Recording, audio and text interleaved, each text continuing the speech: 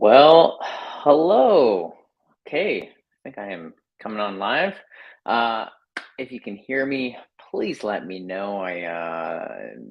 It's been a while since I've been on live stream. So hey, this is great. I think maybe even since before we did our kind of our rebrand. So for those of you who don't know, my name is Brendan. I am the head of Open Owl Studios.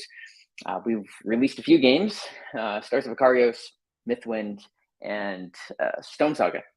Those are the three games that we've released through crowdfunding, and we're excited about kind of this next phase. And so, hey, welcome here.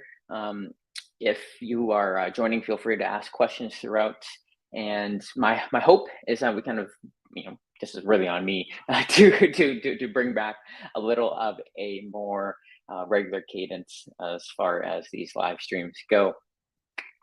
We've been busy at Open Owl Studios. Lots of growth, lots of good growth. We have been working hard on our projects. So for those of you who don't know, we have like 3 projects, I guess, going right now in different kind of stages of the pipeline. And hello, Rodrigo from Chile. Fantastic. And so the 3 different projects that we have, the first one, Mythwind, right here. Here's the box. It's an interesting. Well, we can open it in just a moment, but it's an interesting size of a box. I'm pretty happy with it. And Mythwind is in the kind of like it's entering into manufacturing. So we just paid our 50%, like the big 50% of manufacturing, and we pay the remainder upon the completion of it. There's a lot in it. There was something that was out by like a millimeter, and I'll show you in a moment why we ended up changing some things. And it's a little bit of a delay. It's kind of going back and forth. We want to make sure this is perfect, because if something is out by a millimeter in most board games, it's not a big deal. In this game, you'll see why it is a big deal. But so that's Mythwind. We'll talk more about that in a moment. And then Stone Saga. So Stone Saga. Ooh, let me actually grab Stone Saga. I have a prototype copy of it. This is actually an unopened prototype. Look at that. What a great looking game. So this is like a class. It's just the size. This is like a 300 by 300. It's a little bit deeper, but like size wise, it's a pretty standard game. So Stone Saga, it's in development. We are actually entering into a pretty exciting phase where we are doing an internal round of play testing this big kind of chunk of the game. And after that, we're going to open it up. We're going to invite a few playtesters from the community. We're going to do kind of that round of playtesting, and then we'll do kind of the remainder of the game. So Luke and Max have been working hard on that, along with our artist, Andrea. We just actually Andrea dropped some videos on his artwork. So make sure to head over to, I think you can, if you search on YouTube, you can find it, or you can find it in our Discord or our Facebook. Excuse me. And then we are also, so we got Mythwind kind of in that manufacturing phase, right? Where we're not really touching it anymore. We have Stone Saga, which is, it's development. A lot of the assets are finished. We just did a big rework on them. And then we just actually announced this week our Stars of Akarios 1.5 campaign. Woo! So I don't know if anyone out there is excited for this. I know I am. We're pretty happy with a bunch of the kind of small tweaks and changes that we're making.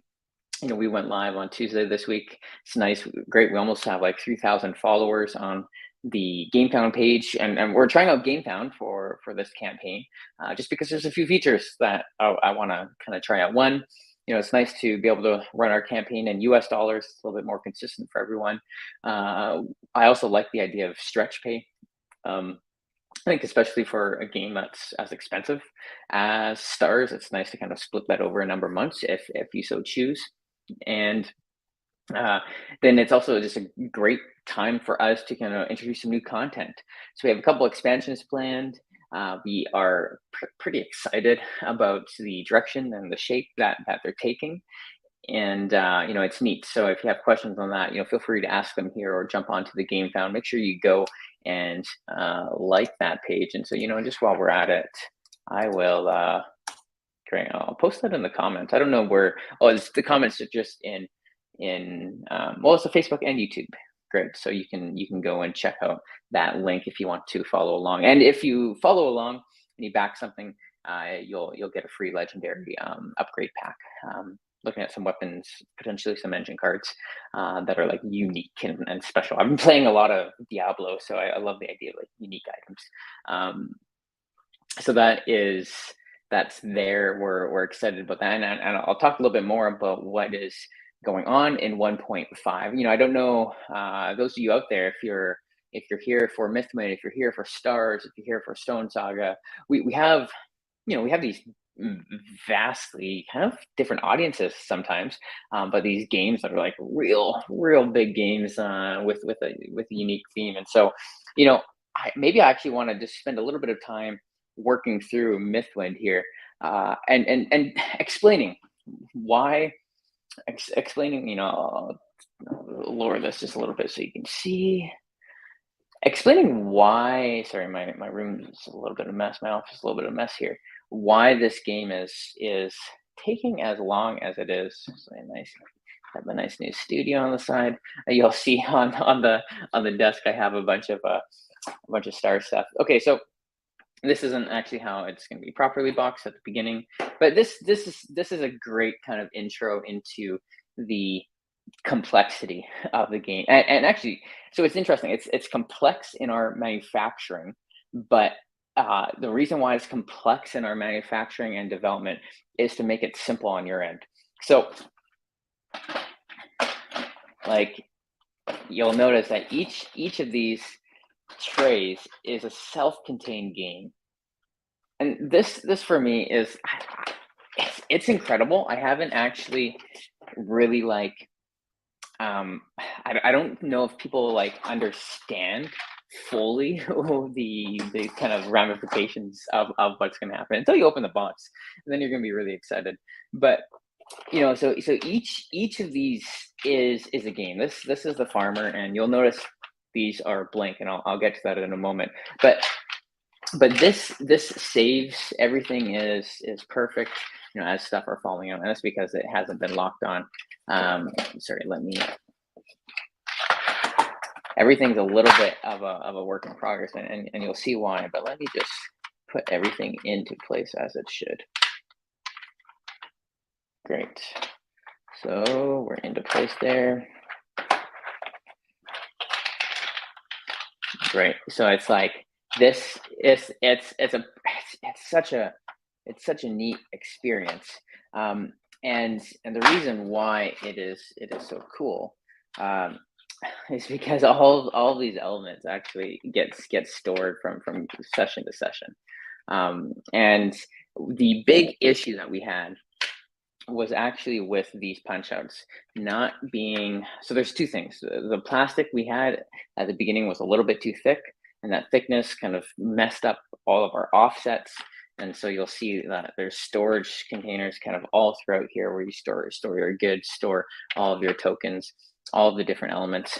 And each of our characters has something similar.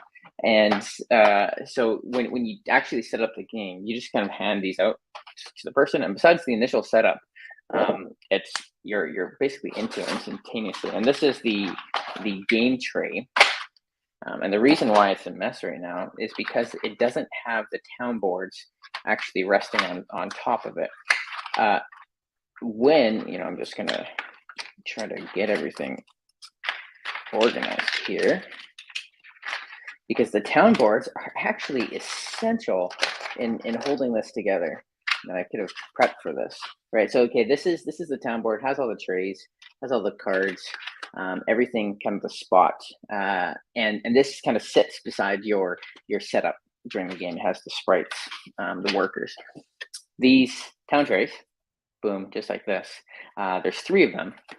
They actually go on top, inside of this tray, holding everything in place, and you'll notice they don't fit right now. This was again, this is a big reason why we're doing these tweaks. But they lock everything in place, and that's what they're done. That's what they're designed for. So it is designed for like a quick, instant setup. All the building cards remain in there. You know, as we try, I'll just show you what a building looks like. And again, these plastics is just a little bit thick, but so the buildings just hang out in there. You have different token tracks up here. Everything's saved from session to session. Really, really critical. And then inside of here, this is the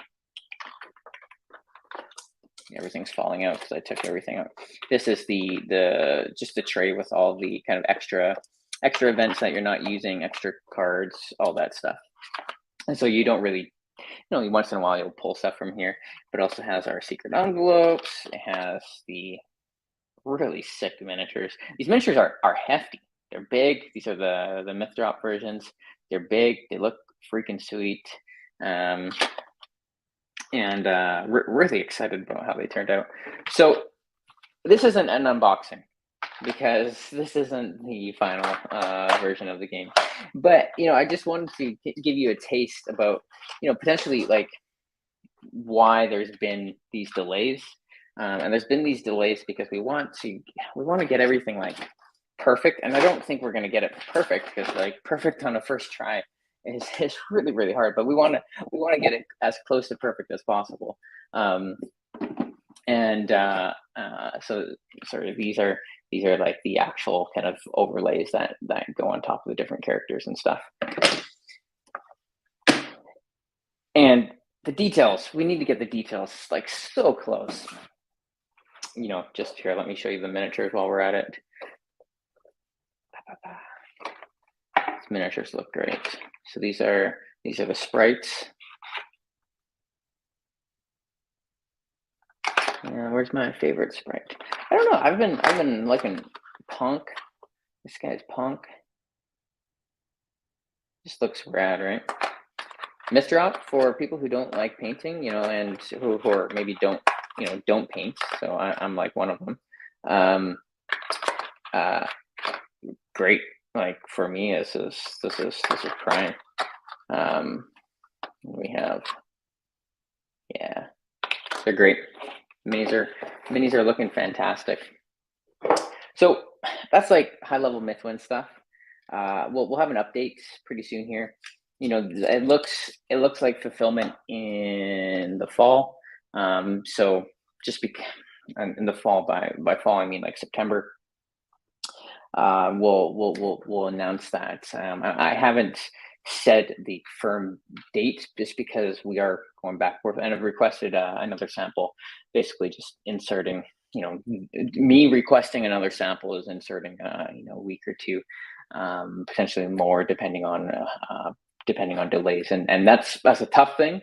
But I'm like, what, I want to make sure we get it right. We spent so much time on the design and the gameplay and everything. I don't want the experience to be flawed from your end. So it's Mythwind.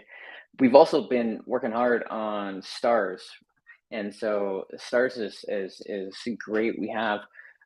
I'm trying to think how much we've announced. I guess we haven't announced really anything of the new content, but we talk about what's new in 1.5. Well, whatever's new, we're committing to provide an upgrade pack.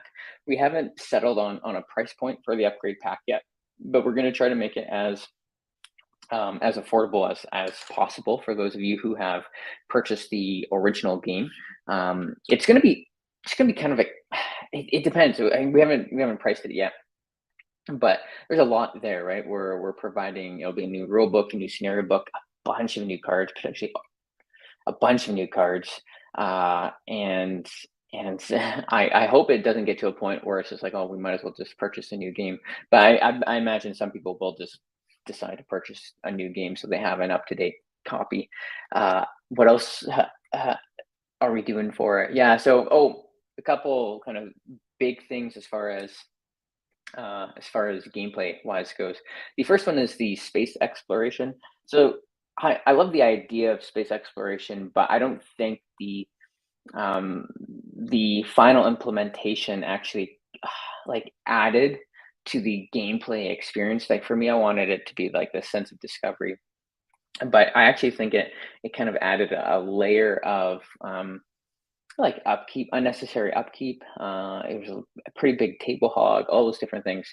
And so we have kind of shifted from the card-based kind of discovery, a la Tainted Grail or something, and we've moved a little bit more towards like a sleeping gods esque kind of binder of the different galaxies and discovering locations as you go, and um, and a couple of things that that's going to achieve. One, you're still going to get a sense of discovery. You're still going to be like, hey, what's out there? You're still going to kind of explore. The sparrow's still going to be doing its thing. It's still going to be kind of moving around. You have supply, all those things. But it's going to be easier to kind of like understand, because sometimes it was like, hey, what scenarios can I do? You're going to be able to look at this exploration kind of booklet, and at a glance, you're going to be able to see what's available for you, like immediately, and you'll be able to check the ones off that you've already done. So you won't be able, like, it's just going to streamline the whole thing. So that's like the big, it's a massive quality of life improvement. It is gonna, streamline some of the games so you can kind of get into the action. There's still space events, there's still those different elements, but I'm really excited with how that has shaped up. We've also kind of the first world exploration in Act One, Gerark, was the idea, I think, was really really cool, and I'm even okay with how it ended up being implemented. And in a sense, I wanted to kind of capture like that hub world idea of like an MMO where you would come back to town, you would get a new quest, you would go out. But in reality, how it ended up translating to Gerark was, again, a little bit like we had to kind of create some exceptions to the rule with world exploration, and with board games. With video games it's one thing, but with board games, whenever you create a new rule just for like an edge case, that's not typically good design. And so we ended up streamlining the Gerark and actually splitting it into two. So we have Gerark Part 1, Gerark Part 2. But now anytime you get an initial quest, right? At spoilers, when you're in Gerark, you kind of choose which quest line to go on.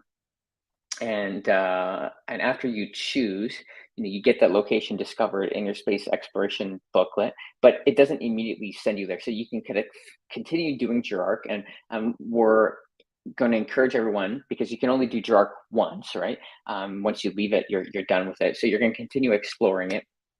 You're going to get any quests that you want, and then after you're finished, you're done with Gerark. All the remaining quests will kind of continue in a progression, and you won't have to go back and revisit it. So it's really, I think, clearing up maybe probably the biggest complication. I think the prologue is like really strong. I think Act One is really strong as well. But that Gerark at the beginning is a little bit tough. So we have that. We're doing a massive kind of rebalancing. So in some ways, we're specifically making end game units harder, and largely achieving it through two main avenues. One is changing combat cards. So the combat cards, we're kind of increasing some movement for some of the combat cards, and then we are also increasing some of the stats for a few of the enemies, specifically increasing the damage output of the enemies in later scenarios. So like the Tukochka and the UIA ships, where we're ramping them up. And we believe this because there's a time where, like, I think the enemy power and like player power, we're on kind of like a good upward trajectory, and then there's like a spike that happens kind of in like end of Act One, mid Act Two, where the player power kind of ramps up disproportionately to the enemy power, and you never want to like debuff players. I don't know. It's fun to do a lot of cool things, and so for us, it's like, wait, how can we make the enemies just a little bit more dangerous so you kind of feel threatened, but not like go overboard on it. So it's like the big amount of stuff, and then the rulebook redesign by Adam Baker. We brought Adam in to redo our Mythwind rulebook, and we or sorry rule books. We had a lot of them with Mythwind, and we loved working with him. He did a fantastic job. As I speak, I can just actually go get them. He did a fantastic job. We basically fed him all of our old rule books, and he ended up kind of rewriting them. And so these are actually the so this is the town charter of the Mythwind rule book. It's great. It's actually like, I don't know. I'm quite proud of it. It's really cool. And then we have our kind of like our moleskin size character journals. And so every player kind of gets their little character journal as they go. But we brought Adam back to do the Stars of Akarios rulebook, and it's a little bit different just because of like the biggest concern with the Akarios rulebook was layout, and then oversight of some things, and how a few of the rules were like presented. And so Adam's been able to kind of rejuggle things around, provide a lot more context to the front matter, and then reorganize and then rewrite some sections. And so we're going to get that out to the public as soon as we're ready, as soon as we have a draft available. Probably even before we do graphic design, we'll actually submit it, and we'll see what people think about the new and redesigned rulebook. Yeah. Wow. Okay. That's like the changes that we're making for 1.5, and 1.5 is like a weird term, and maybe we should have renamed it something else. But this is like going to be like the definitive edition of Stars of Akarios. We're not planning on doing changes from here to the game besides adding content. Like I said, we have 2 expansions planned. One is an expansion that kind of slots into the campaign. It doesn't matter where you're at in the campaign. If you're starting a new one, cool. If you're kind of already halfway through, you can take this existing campaign and slot it in. And then the other expansion is it's like I'm trying to think, like a new game mode expansion. It's using all your, it's not a new game mode necessarily, but it's using all your content. And it's sorry, I guess what it is, it's providing like a one-off experience. So for me, it's so funny. Most of my friends don't play games that I make. Which it's kind of hilarious because spend a lot of time making these games, right? Like Stars of Akarios, Mythwind, Stone Saga. Sometimes I get so sick of my games that I don't even want to play them. But so the only one who really plays these games with me is my wife. But I was too tired of Stars of Akarios when it was launched. I didn't want to play campaign with her. But Mythwind, I'm excited to dig into Mythwind. But it's interesting because most of my friends, they don't play these types of games. And so I've always thought, because I'm like, man, the space combat, particularly the space combat in Stars of Akarios, is fun. Like I think the game is really fun, but I think the space combat is like is like I don't know, like a great experience. And I actually think you can teach people it relatively easily as well, especially if, as the experienced player, you're kind of controlling the enemies. Um, it's quite easy to teach just the space combat, right? You roll the dice and you can kind of slot them in, and then you move your ship accordingly, and then you're shooting enemy ships, all that fun stuff. And so I wanted to kind of like, hey, how can we create a module or an expansion that allows people to do one-off events, one-off scenarios. You can kind of do that now if you want, but I want to actually do like we're going to provide a framework where it's like, hey, here's a I guess I'm giving away an expansion, but where it's like, hey, here's a book of one-off scenarios. Here's a way to kind of experience the game, and here's how you could set it up. and have fun. And we have a couple kind of unique things planned for that. We'll talk more about that later. But the idea is, hey, if you want to play Stars of Akarios on your game night with a bunch of friends, don't want to play campaign, but you're like itching for some space fights, space combat, dogfight, cooperative game. Great. Well, we're making a way, and one kind of big idea that I wanted to capture is power, like player power progression throughout, power ramping throughout a single scenario. This is a hard problem-ish to crack, and we're still cracking it. But an inspiration. I love how dice thrown.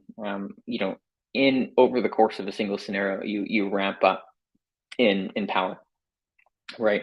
You're unlocking new abilities, all these things. So you're upgrading your existing abilities, and so we've discovered a pretty unique way where I'm just talking. Here's the thing: I'm not even going to be posting about this for a while, but you're hearing early thoughts.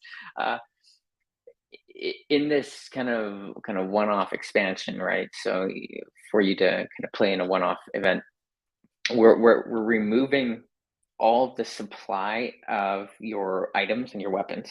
So weapons don't take supply to use anymore. But what we're doing is we're creating like a market action that you can do during your turn by spending a dice. So you can spend a dice, you can go and visit the market. There's going to be kind of a tableau of cards for purchase, and you can actually purchase those cards with supply that you have. So each character is going to get like a supply counter, and you can use that supply to either use abilities that you have, or you can use that supply to purchase new abilities. And you get supply. Currently you get supply equal to the round that you're in. So round one you start with 2, but round 2 you get 2, round 3 you get 3, round 4 you get 4, right? So you get this power ramp where you're starting a little bit. You can't do as much, but as you're purchasing new upgrades for your ship while you're kind of fighting and completing these tasks, it's a little bit of a trade-off. Hey, do I want to use all 4 of my abilities, or do I want to spend 5 supply to get this special ability? And we're doing that in a contained scenario. So the idea is like, hey, let's play this cooperative game, and we'll take roughly an hour, depending on your player count, depending on the mission, and you'll be able to have like a really neat cooperative contained experience. So there's the story, 1.5 big stars box, but sometimes it's just fun to do some dogfighting right in space, and fly your miniatures around and blow up some ships. And so we're making a way for that to be possible, which again I'm excited about. It'll be neat to see how it shapes up. It'll be neat to see our kind of community feedback, because hey, I foresee that there could be this could be a full-fledged game in the future, and it just kind of depends. And I think this is a great way for us to offer an expansion for people to purchase and to enjoy, and to provide feedback, and we'll continue to grow and iterate and all those fun things. Okay, so perfect timing. My dog just heard something outside, and I believe I am finished everything. Hey, well, thanks. Sorry for my dog barking, but thanks for joining us here today. This is something that I want to start on a little bit more regular of a basis. Hopefully my dog behaves more in the future. But besides that, hope you have a good weekend. All right, take care.